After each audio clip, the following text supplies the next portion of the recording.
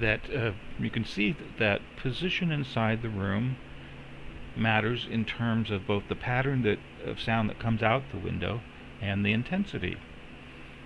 So one model doesn't work for everything, and you have to be aware of the fact that whoever was committing this crime could have moved inside the room, and in fact most likely very did. The other thing we can see from all of these little experiments inside the room is that a set of sounds can either have a very narrow beam or a very broad beam depending upon that distance away from the window. So even distances as small as 2 feet change, which is not very big. I mean, if it was Paddock and he was in there and he had to go finish one ball, he had to go over and dick around and get another gun and come back over. I don't know if he's going to be in the same exact position or not. But the closer his muzzle got to the window, or if it even protruded, there's going to be a tremendous difference in the amount of energy that comes out the window versus saying 4 feet back. By the time you're over here to down the hallway shots, the amount of energy that's coming out percentage-wise is probably on the order of 2%.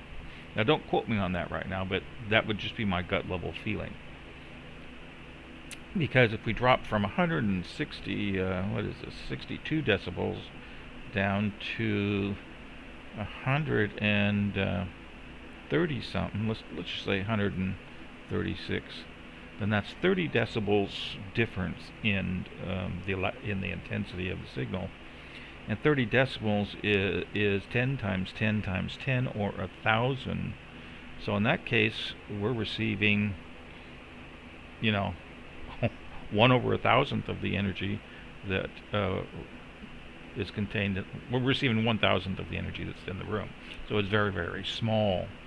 So that distance from the shooter to the window plays a very important part.